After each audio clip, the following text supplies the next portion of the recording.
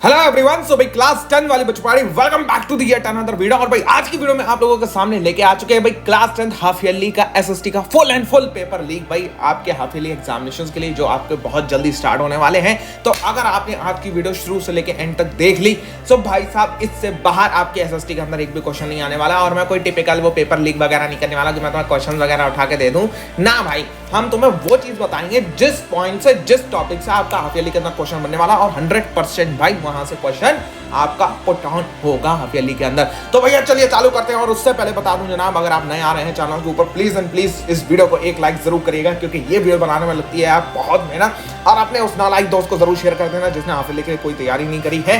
And आपके channel के ऊपर बहुत सारे और भी रिसोर्सेज उसके बारे में हम डिस्कस साथ में कर रहे होंगे। तो चलिए भाई चालू करते हैं। Are you ready everyone? Let's go पचपौड़ी। तो चलिए भाई चालू करते हैं भैया आपका एसएसटी का पेपर लीक। और पहला चैप्टर आपका history, chapter number 1 rise of nationalism in Europe. अब भैया देखो हाफ ईयरली के सिलेबस के हिसाब से हमने कुछ ही चैप्टर्स उठाए हैं, जैसे कि हमने हर उससे आपका हिस्ट्री से हो गया, आपका ज्योग्राफी से हो गया, आपका सिविक्स से हो गया। हमने जो होता है सिर्फ और सिर्फ चैप्टर 1 और चैप्टर 2 को लिया है, ठीक है। हमने जो होता है और कोई चैप्टर्स को पुट ऑन नहीं करा है, क्योंकि आपका हाफ ईयरली में उतना ही पूछा जाता है, ठीक है। तो चलिए भाई एसएसटी का पेपर लीक स्टार्ट करते हुए आपका हिस्ट्री पोर्शन। हिस्ट्री का चैप्टर नंबर 1 है rise of nationalism in Europe. आपका इसमें सबसे पहला जो मोस्ट एंड मोस्ट इंपॉर्टेंट आएगा वो आपका क्वेश्चन आएगा, give the ideas introduce by the French revolution, ठीक है। मोस्ट इंपॉर्टेंट है भाई, इससे ज्यादा इससे बाहर तो कोई आएगा ही नहीं क्वेश्चन। ये क्वेश्चन तो वो क्वेश्चन है जो आपका आना ही आना है।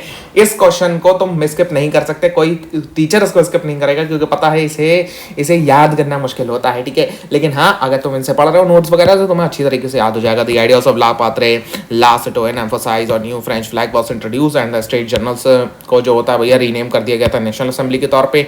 नई हाइम्स को कंपोज किया गया था, ओथ्स को टेकन लिया जा रहा था भैया, मार्टियर्स को कमेमोरेट कर रहे थे all in the name of the nation, ठीक है भैया। सभी लोगों को क्लियर है? Okay, all in the name of the nation, oaths taken, martyrs commemorated, सब कुछ नेशन के नाम पे। सेंट्रलाइज्ड एडमिनिस्ट्रेटिव सिस्टम को जो होता है भैया यूनिफॉर्म लॉस के तौर पे पुट ऑन किया गया था। साथ साथ में देखा जाए तो भैया आपका इंटरनल कस्टम ड्यूटीज को जो होता है हटा दिया गया था। System of weight and measures को अडॉप्ट किया गया था, uniform system of weight and measures. French को नेशनल लैंग्वेज के तौर पे प्रमोट किया जा रहा था, ठीक है। अब उसके बाद में भैया एनसीईआरटी के अंदर ये एक टाइमलाइन दी हुई है, सम इंपॉर्टेंट डेट्स। इसके अंदर तुम्हें ये जो डेट्स हैं यही बस पूरे चैप्टर की इंपॉर्टेंट डेट्स हैं, इससे बाहर कोई भी डेट तुम्हें याद करने की जरूरत नहीं है।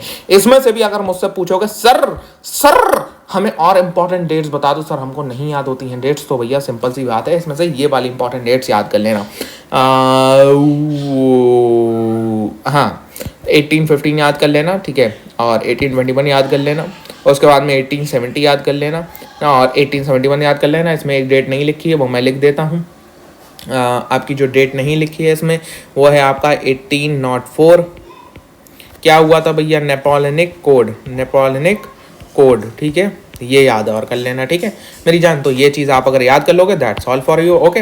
अब आप इतना कर लेंगे देन आपका डन मामला है। उसके बाद में देखो भैया नेपोलियनिक कोड की बात करी मैंने, तो नेपोलियनिक कोड के अंदर तुम्हें याद रखना है भारत पेट्रोलियम। क्या याद रखना है तुम्हें? Bharat petroleum, BPL, Bharat petroleum, ठीक है। आपका जो होता है इसमें क्या था, नेपोलियनिक कोड के अंदर जो 3 सबसे ज्यादा उसके रेवोल्यूशनरी मेजर्स थे वो हमारे यहाँ पे आते हैं। दैट इज आपका सारे के सारे privileges based on the birth उसने हटा दिए थे।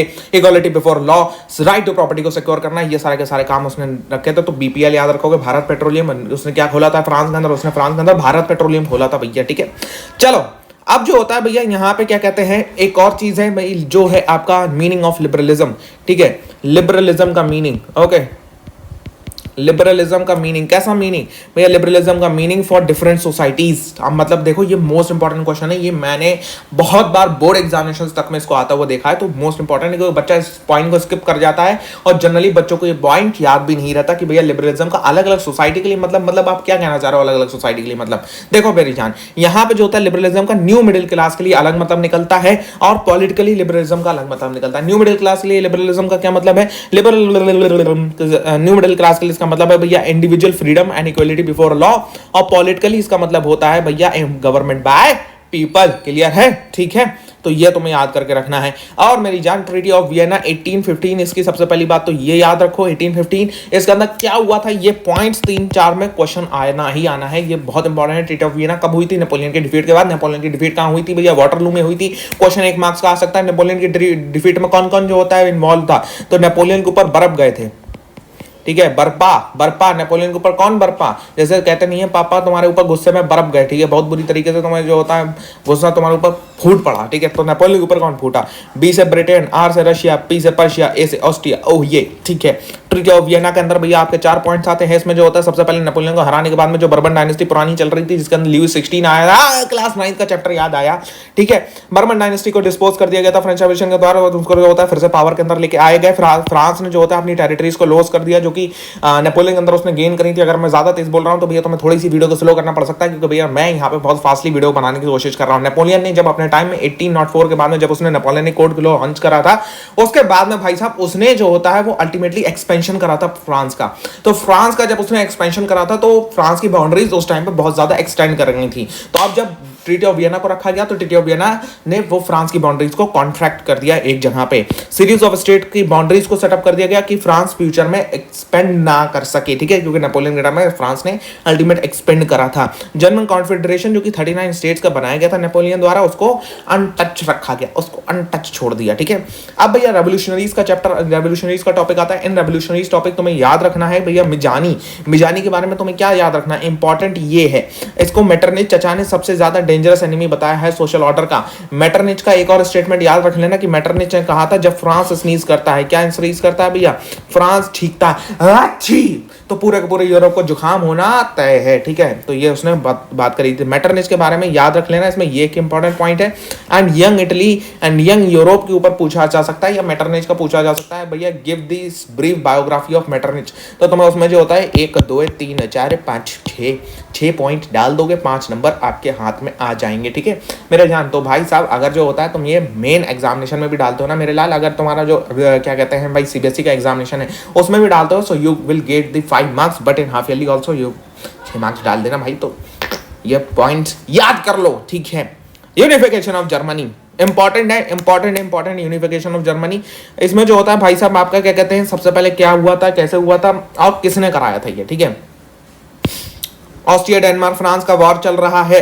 उसके बाद में भैया जो होता है वो बिस्मार्क, ऑटो वॉन बिस्मार्क जो होता है वो नया जर्मन एम्पायर बनता है, ठीक है। अब जो होता है भाई ऑटो वॉन बिस्मार्क ने मेन क्या कहते हैं यहाँ पे रोल सॉरी ठीक है, यहाँ पे जो होता है मेन रोल हमारा ऑटो वॉन बिस्मार्क थोड़ी ना जर्मन का एम्पायर बनता है, केसर विलियम फर्स्ट बनता है जर्मन के एम्पायर, भाई क्या बोलते हो, ठीक है। ऑटो वॉन बिस्मार्क ने मेन यहाँ पे जो होता है भाई रोल निभाया है। उसने अपनी डिप्लोमेसी के लिए डिप्लोमेसी का पूरा भैया जो होता है वो सहारा लिया, डिप्लोमेसी का, ब्यूरोक्रेसी का। उसने अपना जो होता है इसकी मदद से पर्शियन आर्मी को लड़ा दिया भैया, और पर्शियन आर्मी ने जो होता है ऑस्ट्रिया और डेनमार्क और फ्रांस के साथ में क्या कहते हैं वॉर लड़े 7 साल तक, और अल्टीमेटली जर्मनी की विक्ट्री हो, पर्शिया की विक्ट्री होती है। पर्शिया किसके साथ है, ऑटो वॉन बिस्मार्क के साथ। ऑटो वॉन बिस्मार्क किसके साथ है, जर्मनी के साथ। तो भैया जर्मनी की विक्ट्री हो जाती है, जीत गए, ठीक है। ऐसे करके केसर विलियम फर्स्ट बनते हैं किंग। हाँ ज्यादा हो गया, ठीक है चलो आओ। इटली के मतलब जो होता है यूनिफिकेशन में रोल ऑफ मिजानी इंपॉर्टेंट है, ठीक है। हाँ रोल ऑफ केवर भी इंपॉर्टेंट है इटली के रेवोल्यूशन में। उसके बाद में भैया रोल ऑफ गरीबल्डी भी इंपॉर्टेंट है, गरीबल्डी, इसको कुछ लोग गरीबल्दी कहते हैं, गरीब कहते हैं इसको कुछ लोग, ठीक है। तो तुम्हें जो कहना है कह लो, गरीब कहना है, गरीबल्दी कहना है या गरीबल्दी कहना है। तो इसमें तीनों का रोल इंपॉर्टेंट है, सेंट्रल फिगर। अच्छा गरीबल्दी के बारे में की बात याद रख लेना, हीरो ऑफ रेड शर्ट के नाम से इसको जाना जाता है, hero of red shirt movement, ठीक है। Hero of red shirt movement clear है, ठीक है ओके। एक ये पिक्चर इंपॉर्टेंट है कि भैया गरीबल्दी यहाँ पे किंग विक्टर को जो होता है वो सेरिडिनिया पेडमोंट के जो किंग थे उनको जो होता है बूट पहनाने में मदद कर रहे हैं, जिस बूट का नाम देख रहे हो ध्यान से, ओ ये ITALY। अबे एनसीईआरटी इतनी डिटेल में इमेजेस देती है लेकिन एनसीईआरटी रामलाल अबे इसको जो होता है ज़्यादा हाई क्वालिटी इमेजेस नहीं छाप मिलती हैं, ठीक है। जिस शाइनी इमेजेस छापते हैं कि भाई साहब एक तो जो होता है बच्चे को ऊपर से तुम्हारा हाथ जब मेन पेपर आता है ना बोर्ड का उसमें तो भाई साहब इटली छोड़ो उसकी जगह काला ही दिखता है पूरा, ठीक है। फिर उसमें पूछते हैं भाई साहब क्या है बता रही है ये इमेज, अगर तुम पहले से नहीं पढ़े हुए तो इमेज को तो एनालाइज भी नहीं कर सकते, ठीक है। तो ऐसे तो है हमारी CBSE लेकिन सीबीएसई है जैसी जैसी है भाई, सीबीएसई है, ठीक है, क्या कर सकते हैं। अब हमारी ये जर्मीनिया के भैया क्या कहते हैं, जर्मेनिया है ये हमारी जर्मन की एलिगरी, इंपॉर्टेंट है। इसकी क्या इंपॉर्टेंट है, इसके बारे में जो बॉक्स 3 में बातें लिखी ये इंपॉर्टेंट है। क्या बातें लिखी हैं, ब्रोकन चेन्स किसको एट्रीब्यूट करता है, बीइंग फ्रीड, कैसे पूछा जा सकता है, अब एमसीक्यू के तौर पर पूछा जा सकता है, ठीक है। ये मोस्ट इंपॉर्टेंट है, ब्रोकन चेन्स और क्या कहते हैं आपका जर्मन एम्पायर की स्ट्रेंथ जो कि ब्रेस्ट प्लेट है विद ईगल, आपका crown of oak leave, sword, olive branch around the sword, black red try colour, किसको बता रहा है, ये रेजिंग सन को पूछा सकता है, नहीं हुआ, ठीक है। ये देखो ईगल बना हुआ है, ये देखो, ठीक है, ये देखो, ओके, जर्मन फ्लैग है, ये देखो ब्रोकन चेन्स, ब्रोकन चेन्स, ठीक है, मेरी राइटिंग में मत ठीक है। अब आ जाओ भैया चैप्टर नंबर 2 हमारे गांधी जी के वाले चैप्टर पे। गांधी जी वाले चैप्टर पे सबसे ज़्यादा इंपॉर्टेंट फर्स्ट वर्ल्ड वॉर, खिलाफत हिंद, नॉन कॉपरेशन मूवमेंट का ये पॉइंट्स आते हैं।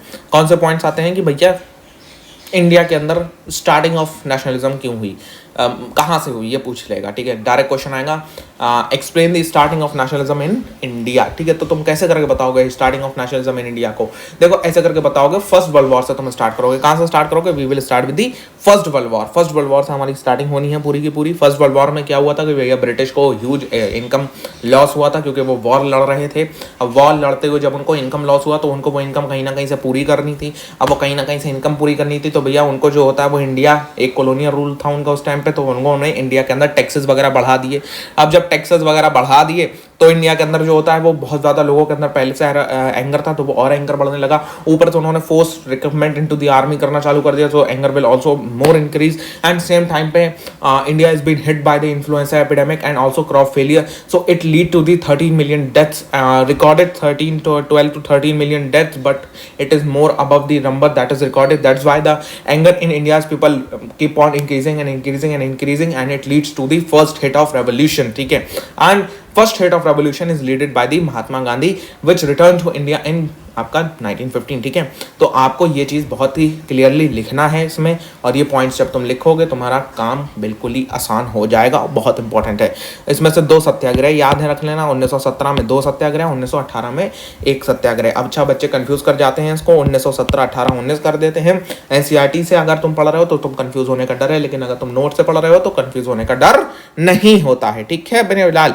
तो 1917 में चंपारण में सत्याग्रह, फिर खेड़ा में सत्याग्रह, फिर 1918 में अहमदाबाद में सत्याग्रह। उसके बाद में रॉलेक्ट एक्ट के ये 3 पॉइंट्स वेरी वेरी इंपॉर्टेंट है। रॉलेक्ट एक्ट क्या कहता था, रॉलेक्ट एक्ट क्यों लगाया गया था, जब गांधी जी ने ये करा था ना, जब गांधी जी ने ये सत्याग्रह करना काम चालू करे, धड़ाधड़ धड़ाधड़ धड़ाधड़ ब्रिटिश भाई, अबे ये कौन आ गया, अबे कैसे कैसे कैसे इसको रोको रोको रोको रोको रोको रोको रोको, कैसे रोके कैसे कैसे रोके कैसे रोके कैसे रोके, अरे कैसे रोकना, अरे भाई ये रॉलेक्ट एक्ट निकाल दो, ठीक है। रॉलेक्ट एक्ट निकलता है कहाँ से, सेंट्रल गवर्नमेंट से निकलता है, सेंट्रल गवर्नमेंट से निकलता है इसका रॉलेक्ट एक्ट। रॉलेक्ट एक्ट के अंदर ही आते हैं 3 points, and point says what कि भैया रॉलेक्ट एक्ट ये है कि भैया अब ब्रिटिश गवर्नमेंट के पास में फुल एंड फुल पावर होगी कि किसी भी पॉलिटिकल एक्टिविटी को रिप्रेस कर सकता है, किसी भी पॉलिटिकल प्रिजनर्स को डिटेन कर सकता है without the court trial for 2 years, ठीक है। और इसमें जो होता है भैया आपका क्या होगा, इसमें आपका ये कहाँ से पास हुआ था, इंपीरियल लेजिस्लेटिव काउंसिल से पास हुआ था, जो कि आपके ब्रिटिश की सेंट्रल गवर्नमेंट का हिस्सा आता है, ठीक है भैया। मेरी बात इतनी समझ में आई है।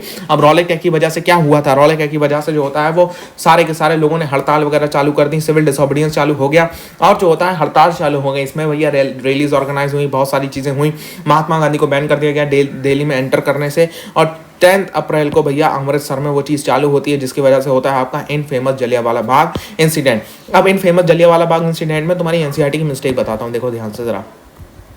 हाँ, यह हुआ था भैया 13 अप्रैल में हुआ है आपका इनफेमस जलियांवाला बाग इंसिडेंट्स, ठीक है। यहाँ पर लार्ज क्राउड गैदर था भैया, कहाँ पे, जलियांवाला बाग में।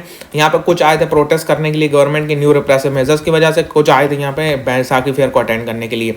यहाँ पे जो होता है आउटसाइड द कंट्री, यहाँ पे कुछ लोग जो होता है भैया अनवेयर थे क्या हो रहा है क्या नहीं हो गया है। डायर यहाँ पे एंटर करता है, कौन एंटर करता है, यहाँ पे डायर एंटर करता है, एग्जिट को ब्लॉक कर देता है। क्या करता है भैया, एग्जिट को ब्लॉक कर देता है, ओपन फायर करता है क्राउड पे, ठीक है, क्राउड पे ओपन फायर करता है, हंड्रेड्स को मारता है, कितनों को मारता है जरा ध्यान से देखना, किलिंग हंड्रेड्स, ठीक है। पर असल में क्या हुआ था, आप आगे की और हिस्ट्री की बुक्स पढ़ोगे तो व्हाट यू टेक कि वहाँ पे क्या मिलता है, ठीक है, what you take the information from there, that is कि आपका कितने लोग थे वहाँ पे, 20,000 लोग इकट्ठा थे, 90 सोल्जर्स की पूरी इन्फेंट्री आई थी, 2 आर्म्ड व्हीकल्स आए थे। लेकिन भैया आपका जलियांवाला बाग का जो मेन गेट है जो मेन गेट है वो इतना बड़ा नहीं है कि आम व्हीकल अंदर आ सकें, इसलिए भैया यहाँ पे 90 सोल्जर्स आए थे और 90 सोल्जर्स ने 10 मिनट तक ओपन फायर रखी थी, 10 मिनट तक अल्टीमेट फायर नहीं रखी थी, जब तक कि सारा का सारा एम्यूनेशन एग्जॉस्ट नहीं हो गया।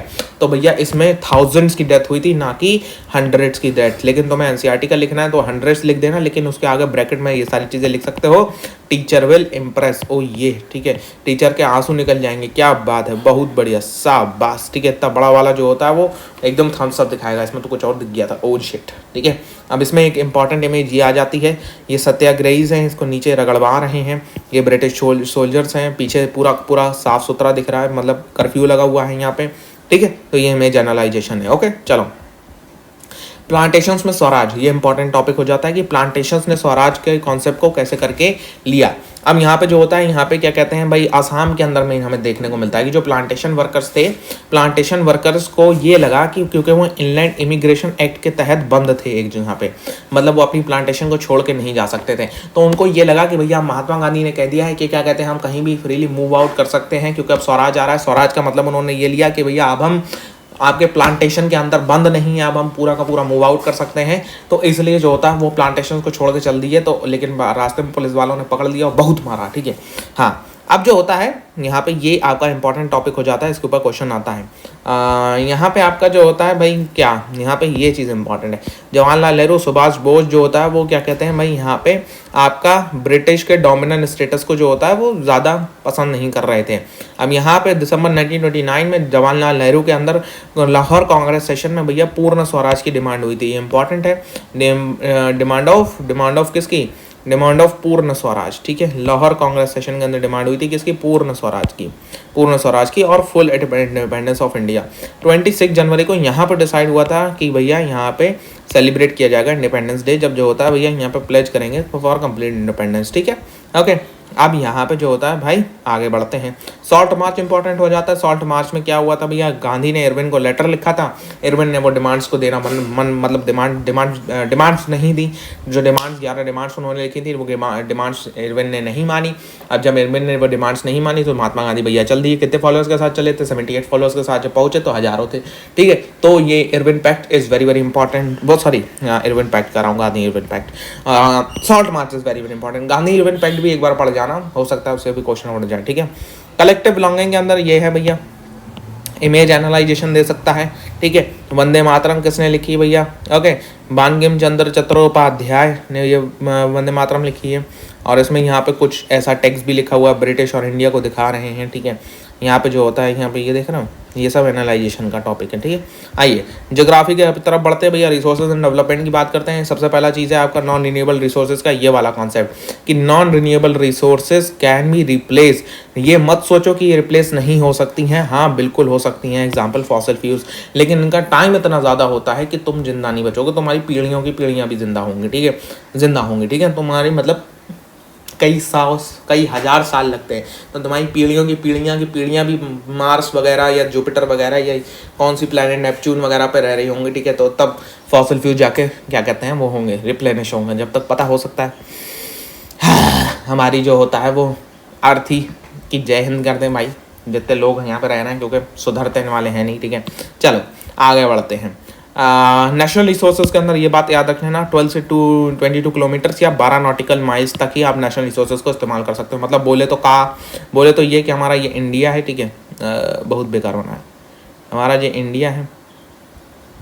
ठीक है, इंडिया के ये जो सी बॉर्डर है, सी बॉर्डर से कितना, सी बॉर्डर से 12 से 22 किलोमीटर तक जितनी भी रिसोर्सेज होंगे, सोना, तेल, मिट्टी, ये वो ये हीरा, चांदी। ठीक है, तो ये सारी की सारी चीज़ें इंडिया के होंगे। उसके बाद सेज होता है या SEZ कहते हैं इसको, स्पेशल इकोनॉमिक जोन, या भैया आपकी फिर इंटरनेशनल रिसोर्सेज आती हैं। 3 रिसोर्सेज हैं जिसमें तुम्हें सबसे ज़्यादा डाउट होता है और यही पूछता है टीचर। बहुत ज़्यादा टीचर भी बहुत चालाक होते हैं हमारे। अब अगर टीचर ये पेपर लिख देख रहा तो माँ को तो नहीं कर सकता था। ठीक है, अब तुम्हारे टीचर के, तुम्हारी बदकिस्मती होगी कि तुम्हारे टीचर साहब भी यहाँ पे स्कूल वाले ये पेपर का लीक देख लें, तो फिर मैं कुछ नहीं कर सकता भाई। ठीक है, टीचर में मत शेयर करना, अपने दोस्तों को शेयर करना। तुम ये सोचो सर शेयर नहीं करेंगे, ठीक है, गलत बात है। पोटेंशियल रिसोर्स डेवलप रिसोर्स ठीक है, हाँ चलो। स्टॉक रिसोर्स और पोटेंशियल रिसोर्स में तुम्हारी दिमाग खराब होता है। हाँ देखो, हाँ मैं क्या बता रहा हूँ, ध्यान से सुन मेरे जान।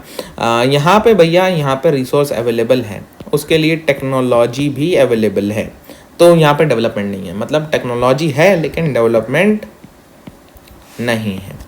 यहाँ पे मेन ही चीज़ नहीं है, यहाँ पे टेक्नोलॉजी ही नहीं है। जैसे फॉर एग्जांपल H2O है, इसमें ऐसे करके यहाँ पे H2 और O निकाला जा सकता है, क्योंकि ये H2 हाइड्रोजन जो होता है एक फ्यूल की तरह काम करेगा। लेकिन इसके लिए भैया लार्ज स्केल के लिए अभी टेक्नोलॉजी नहीं आई है, लार्ज स्केल के लिए टेक्नोलॉजी नहीं आई है। उसके बाद की बात करते हैं, आओ। रियो डी जेनेरियो अर्थ समिट एजेंडा 21 इंपॉर्टेंट है। ये पूरा का पूरा ऐसे ही छाप के आओगे, मतलब पूरा मत ऐसे मत छाप के आना, ठीक है। यहाँ पे ये करना कि भैया क्या कहते हैं, यहाँ पे आपका मतलब एम्स क्या है। यहाँ पे एम है भैया इसका, डायरेक्ट तुम्हें इतना लिख के आना है, एजेंडा 21 कहाँ पे हुआ था ये, 1922 United nation conference on UNCD, ठीक है। यहाँ कहाँ हुई थी भैया, रियो डी जेनेरियो ब्राज़ील। यहाँ पे अचीविंग था गोल ऑफ सस्टेनेबल डेवलपमेंट, ठीक है। Agenda to combat environmental damage, poverty, disease through global cooperation on common interest, mutual needs and share responsibilities, ठीक है। बस खत्म, इतना लिख के आओगे, ठीक है। रिसोर्स प्लानिंग की प्रोसेस बहुत ज़्यादा इंपॉर्टेंट है, identification, planning and matching of resource, okay. और उसके बाद में जे, इसमें इंपॉर्टेंट है भाई, ये आपका एलुवल, ये आपका माउंटेनस सॉइल, ये आपका एलुवल का हिस्सा, फिर ये आपका ब्लैक का हिस्सा, फिर रेड सॉइल का, फिर ये थार डेजर्ट वगैरह का हिस्सा। ये गंगा प्लेन्स के पूरी बात है, तो यहाँ पे एलुवल सॉइल होती है, इसमें दो होती हैं, भांगर होती है, खादर होती है, ठीक है। हाँ जी, ओके। अब यहाँ पे ये आसाम तक जा, ये इधर मतलब मिजोरम वगैरह तक भी जाती है, ठीक है। और इधर भैया ये आपका रेड सॉइल का हिस्सा है। फिर यहाँ पे आपका लेटराइट सॉइल है। लेटराइट मतलब जो होता है वो इंसान क्या कहते हैं, पानी ज़्यादा हो गया है तो लीचिंग की वजह से बनती है ये, ठीक है। गुजरात के अंदर ब्लैक सॉइल है, एलुवल सॉइल का भी हिस्सा है, ठीक है। एग्रीकल्चर की तरफ बढ़ते हैं। एग्रीकल्चर के अंदर सबसे पहला जो तुमसे पूछता है वो है झूमिंग कल्चर। स्लैश एंड बर्न को अलग अलग हिस्सों में कैसे नाम देते हैं, ठीक है। तो इसमें से पूछा जा सकता है, क्या पूछेगा सर इसमें से, स्लैश एंड बर्न एग्रीकल्चर को मिल्पा कहा जाता है मैक्सिको में, ये इंपॉर्टेंट है। और रे इन वियतनाम, ठीक है। ये तो बड़ा खतरनाक नाम है भाई अगर इसको ले दिया तो भाई तुम लोग इसका मजाक बना दोगे, ठीक है। चलो, हाँ नहीं इम्पॉर्टेंट नहीं है, मतलब धैया इन मध्य प्रदेश इम्पॉर्टेंट है। पोड़ू व पेंदा इन आंध्र प्रदेश, ठीक है, ये इंपॉर्टेंट है। बस इतने याद कर लेना, काम हो जाएगा तुम्हारा, ठीक है। हाँ, झूमिंग इन दी नॉर्थ ईस्टर्न रीजन, बस ठीक है, बस इतना, ओके। ये याद कर लेना, काम हो जाएगा। नेक्स्ट, राबी, जैद और खरीफ, इससे ये मत छोड़ना, ये आना ही आना। एग्रीकल्चर नहीं आ रहा तुम्हारा क्या, अगर एग्रीकल्चर नहीं आ रहा, फॉरेस्ट एंड वाइल्ड लाइफ तो कुछ भी नहीं है। उसमें प्रोजेक्ट टाइगर और जॉइंट फॉरेस्ट प्रोग्राम, और क्या कहते हैं उसके बाद में conservation of forest, reserve forest, आपका अनक्लास फॉरेस्ट, और जो होता है क्लास फॉरेस्ट, ये 3 इंपॉर्टेंट चीज़ें हैं, बस इतना पढ़ जाना। अगर ये चैप्टर आ रहा है ये इंपॉर्टेंट है, ठीक है। सोइंग सीजन क्या है, winter from October to December, summer from April to June, wheat, barley, peas, gram, mustard, ये है। और फिर इस तरीके से जैद आता है बिटवीन में, वाटरमेलन, मक्समेलन, खरीफ सितंबर से अक्टूबर, ठीक है। इस तरीके से आप समझ सकते हो। राइस के लिए ये इंपॉर्टेंट है, 100 सेंटीमीटर, ठीक है। इंडिया सेकेंड लार्जेस्ट प्रोड्यूसर है राइस का आफ्टर चाइना, ओके। और फिर उसके बाद में आता है ज्वार, बाजरा, रागी, इंपॉर्टेंट है, ठीक है। इसमें सबसे ज़्यादा जो होता है ज्वार है, 3rd most important food crop है, ठीक है। उसके बाद में भाई आपका रेन फेड क्रॉप है, ये ज्वार के बारे में 2 पॉइंट्स इंपॉर्टेंट है, ओके। अब रागी के बारे में बात करते हैं, ड्राई रीजन की क्रॉप है, ये कहाँ उगती है, ये सब इंपॉर्टेंट नहीं है। यूपी वगैरह तुम सब जगह डाल सकते हो, महाराष्ट्र हर जगह डाल सकते हो, महाराष्ट्र में सब होता है, ठीक है। अरुणाचल प्रदेश वगैरह भी। एग्जाम्पल्स को अंधाधुंध मारा करो, ठीक है। आओ, rubber, fibre, jute and cotton and jute में से, इनमें से ये सब इतना इंपॉर्टेंट नहीं है, लेकिन कॉटन इंपॉर्टेंट हो सकता है, या जूट का ये पूछ सकता है गोल्डन फाइबर, ठीक है। जो which crop is known as the golden fibre, jute is known as the golden fibre, ठीक है, ओके। अब यहाँ पे आगे बढ़ते हैं, टेक्नोलॉजिकल और इंस्टीट्यूशनल रिफॉर्म्स की बात करते हैं, 5 ईयर प्लान वगैरह, agriculture finance, Kisan credit card, special weather bulletin, MSP वगैरह, जिसके ऊपर अभी झगड़ा चल रहा था, दैट इज दी MSP, ठीक है। किसान की क्रांति वगैरह हुई थी। अब चैप्टर नंबर 1 पावर शेयरिंग की बात करते हैं। पावर शेयरिंग में बेल्जियम का कंपोजिशन बहुत है, अच्छे से याद रखना। 59% फ्लैमिश रीजन में रहते हैं जो कि डच बोलते हैं, 40% वेलनिया रीजन में रहते हैं, फ्रेंच बोलते हैं, 1% जर्मन बोलते हैं, कैपिटल में जस्ट अपोजिट है।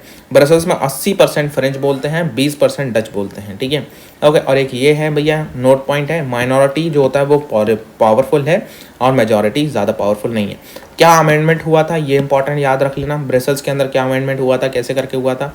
श्रीलंका के अंदर ये मेजॉरिटेरियन गवर्नमेंट बहुत इंपॉर्टेंट है, ठीक है। एथनीज कम्युनिटीज़ कितनी हैं, मेजॉरिटेरियन मेन इंपॉर्टेंट है, ठीक है। मेन मेजॉरिटेरियन गवर्नमेंट क्या होती है ये तुम्हें याद रखना है। मेजॉरिटेरियनिज्म ये ग्लॉसरी में जो दे रखा ही है। Believe that the majority community should be able to rule a country in which ever way it wants. ये तो तुम्हारा आना ही आना है, ठीक है। डन वाला मामला है ये, और इससे बाहर पेपर नहीं जाएगा, इतनी बात तो तुम अपने दिमाग में बिठा लो।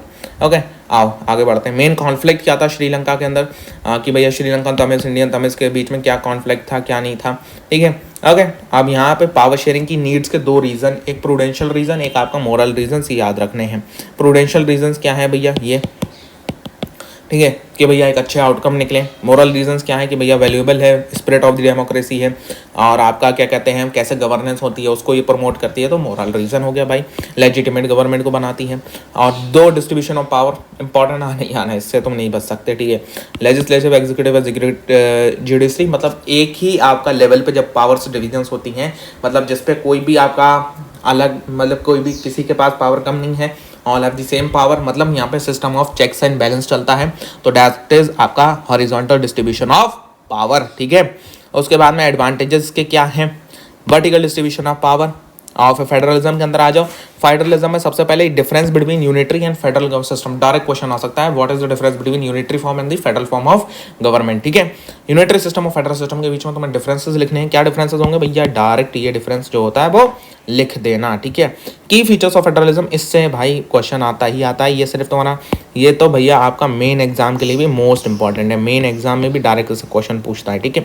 ओके, मेन एग्जाम के लिए मोस्ट इंपॉर्टेंट है। लिस्ट याद रख लेना, list, union list, state list and curricular list के सब्जेक्ट्स। एक एक्सेप्शन है एजुकेशन, इसमें भी है, इसमें भी है, इसमें भी है, एजुकेशन तीनों में है, ठीक है। ओके, और फंडामेंटल राइट्स वगैरह तीनों में है, ये चीज़ याद रखनी है आपको वेरी वेल, ठीक है। आगे बढ़ते हैं। लिंग्विस्टिक स्टेट्स, ये इतना इंपॉर्टेंट नहीं है लेकिन हो सकता है इसके ऊपर क्वेश्चन आ जाए। लिंग्विस्टिक स्टेट्स एंड आपका जो होता है वो आपका लैंग्वेज पॉलिसी के ऊपर, ठीक है। डिसेंट्रलाइजेशन, डिसेंट्रलाइजेशन क्या होता है, व्हाट इज डिसेंट्रलाइजेशन, ये डायरेक्ट आता है कि भैया पावर एक जगह इकट्ठा ना हो पाए, अगर एक जगह पावर इकट्ठा होती है it is harm for the democracy और मोनार्की का स्टार्टिंग हो सकती है, ठीक है। अब यहाँ पे पंचायती राज सिस्टम में तो ये पूछना ही उसे कि भैया यहाँ पे जिला परिषद, पंचायत समिति और ग्राम पंचायत लेवल क्या होता है। देखो, मान लो कि बहुत सारे गांव हैं, मान लो बहुत सारे गांव हैं, ठीक है। बहुत सारे गांव मिलके, गांव प्लस गांव प्लस गांव प्लस गांव प्लस जी प्लस जी प्लस जी, बहुत सारे गांव मिलते हैं तो भैया ग्राम पंचायत विलेज लेवल की होती है, ठीक है। या जिसे हम लोग पंचायत, ग्राम पंचायत कहते हैं, ठीक है। ये विलेज लेवल की होती है, बहुत सारे गांव होते हैं इसके अंदर, बहुत सारे गांव, ठीक है। अलग अलग गांव की अपनी अलग अलग ग्राम पंचायत होती है। पंचायत समिति में जब ये ग्राम पंचायत होती हैं प्लस ग्राम पंचायत प्लस ग्राम पंचायत, बहुत सारे गांव की ग्राम पंचायत जब मिल जाती हैं तो वो पंचायत समिति हो जाती है, ठीक है। अब जब बहुत सारी पंचायत समिति मिलती हैं तो वो जिला परिषद होता है, ठीक है। मान लो तुम्हारा 9th में चैप्टर था पालमपुर, विलेज पालमपुर, मान लो बहुत सारे पालमपुर हैं, बहुत सारे पालमपुर है तो हर पालमपुर की अपनी क्या होगी, ग्राम पंचायत होगी, पालमपुर ग्राम पंचायत। उसमें एक नाम था रायगंज, ठीक है। रायगंज क्या था वहाँ का, आपका तहसील मान लो, ठीक है, तहसील मान लो, या नहीं वहाँ का जिला मानते हैं हम रायगंज, ठीक है, डिस्ट्रिक्ट रायगंज, ओके। अब पालमपुर गांव है, उसके पास में एक बड़ा, थोड़ा बड़ा हुआ है जैसे हम लोग तहसील कहते हैं, ठीक है, तहसील कहते हैं। आप तहसील मान लो जो होता है, तहसील है आपका मकनपुर, ठीक है। अब मकनपुर तहसील, पालमपुर गांव, ठीक है। पालमपुर गांव की हर गांव की होगी ग्राम पंचायत। जब वो ग्राम पंचायत इकट्ठा होकर तहसील जाएंगी तो वो तहसील कौन सी है, मकनपुर तहसील। मकनपुर तहसील बनेगी आपकी ब्लॉक लेवल पे, जैसे हम लोग पंचायत समिति कहते हैं। अब बहुत सारी मकनपुर तहसील जो है वो सारी की सारी आती कहाँ है, डिस्ट्रिक्ट रायगंज के अंदर, ठीक है। अब डिस्ट्रिक्ट रायगंज, मकनपुर तहसील, गाँव पालमपुर, तो ऐसे करके तुम लिखते हो ना। तो अब बहुत सारी ऐसे ही जितनी भी डिस्ट्रिक्ट के अंदर आपकी तहसील वगैरह आती हैं वो जब मिल के जाएंगे तो वो जिला परिषद बनता है, डिस्ट्रिक्ट लेवल का होता है, ठीक है। अब पूरा समझा ही दिया तुमको, ठीक है। डेवलपमेंट पर कैपिटा इनकम आना ही आना है भाई। डिसएडवांटेजेस क्या है इसकी, याद रखना बहुत अच्छी तरीके से। अदर क्राइटेरिया देन इनकम, इसमें आपका ये चीज़ें आती हैं। पर कैपिटा इनकम हाईएस्ट है, लेकिन जो होता है भैया यहाँ पे क्या कहते हैं, employment status, infant mortality rate, literacy rate, net attendance ratios, ये इंपॉर्टेंट है आपके, इनको याद रखने की ज़रूरत है, ठीक है। HDR human development report, very very important, ठीक है, ये आपकी पूछी जाती है। इसके अंदर क्या क्या लिया जाता है, इसके अंदर लिविंग स्टैंडर्ड, हेल्थ स्टेटस और educational level of the people को लिया जाता है। इंडिया की कितनी रैंक थी भैया, 2018 में इतनी हो गई, और यहाँ पे जो होता है वो 2020 में 131 हो गई, अभी तो और नीचे चली गई है। नेक्स्ट है आपका जो होता है सेक्टर्स ऑफ इंडियन इकोनॉमी के अंदर कहाँ, ये चैप्टर नंबर 2 है आपका इकोनॉमिक्स का। हो सकता है इससे पूछा जा सके, या हो सकता है तुम्हारा और कोई चैप्टर आ रहा हो, मैंने ये वाला चैप्टर लिया, अगर तुम देखना चाहते हो तो ये वाले चैप्टर में से भी आएगा, और बाकी तुम बता सकते हो मुझे कौन सा चैप्टर होगा, तो मैं कमेंट सेक्शन में ही तुम्हारा उस चैप्टर का इंपॉर्टेंट टॉपिक्स को तुम्हें रिस्पॉन्ड में दे दूंगा, ठीक है, कि इसके इंपॉर्टेंट टॉपिक्स कौन से जिससे क्वेश्चन बनते हैं। Okay, primary sector, secondary sector आपका जो होता है, टर्शियरी सेक्टर, ये इंपॉर्टेंट है। ऑर्गेनाइज और अनऑर्गेनाइज के बीच का डिफरेंस क्या है, ये इंपॉर्टेंट है, ठीक है। जॉब सिक्योरिटी या एम्प्लॉयमेंट सिक्योर नहीं है, ठीक है, ये सारी चीज़ें। अनऑर्गेनाइज सेक्टर के वर्कर्स को प्रोटेक्ट कैसे कर सकती है गवर्नमेंट, ये इंपॉर्टेंट बन जाता है कि इसको प्रोटेक्शन कैसे प्रोवाइड कर सकती है। 4 पॉइंट्स है, 5 नंबर में पूछा जाएगा। पब्लिक सेक्टर प्राइवेट सेक्टर के बीच का डिफरेंस क्या है, एंड दैट्स ऑल। अब जरा ध्यान से सुनिए बच्चों पहाड़ी, यहाँ पे आपका फुल पेपर मैंने लीक करा है। अब जनाब आपके पढ़ाई एक मज़ा पे आपके हर नोट्स मौजूद है, ठीक है। आप जो होता है जाओगे देखोगे सारे के सारे नोट्स मौजूद हैं, जो नहीं आ रहे हैं, जैसे ये जो नोट्स हैं ये भी आना हमारे बाकी रह गए, फेडरलिज्म वगैरह के, जनरल एलियन कास्ट के, ये बहुत जल्दी आपके प्रोवाइड हो जाएंगे, ठीक है। बाकी आप चैनल पर जाओगे तो आपको देखने को मिलेगा। देखिए जनाब, अगर आप चैनल के ऊपर आते हैं तो यहाँ पे आप थोड़ा सा होम पेज के अंदर अगर तुम्हारे ऊपर ऐसा टैब आ रहा है, इसको ऐसे मत करना, डायरेक्ट नीचे स्क्रॉल मारना ऐसे करके, ठीक है। यहाँ पे देखो सबसे पहले बेस्ट SST नोट्स, इसके अंदर सारे तुम्हारे हाफ ईयरली एग्जाम तक के नोट्स मैंने डाल दिए, ठीक है, देख रहे हो सारे नोट्स यहाँ पे आ चुके हैं। उसके बाद थोड़ा सा नीचे करोगे बेस्ट साइंस नोट्स, ठीक है, यहाँ पे भी सारे साइंस के हमने नोट्स आपके डाल ही दिए हैं। बाकी आप इधर आओगे तो भैया हमने बहुत सारी चीज़ें और करी हैं, ठीक है, तो तुम देख सकते हो। ओके, सो या आज की वीडियो में इतना ही रखते हैं बच्चों पाड़ी। Till then goodbye, have a nice day, and please comment section में बताना है और लाइक करना है हर एक वीडियो को, नया आ रहा है तो सब्सक्राइब, ठीक है। और बताओ कौन से सब्जेक्ट का पेपर लिख चाहते हो, साइंस का तो मैंने कर दिया था, बाकी तुम बताओ कौन से सब्जेक्ट का चाहिए, ठीक है। तब तक के लिए गुड।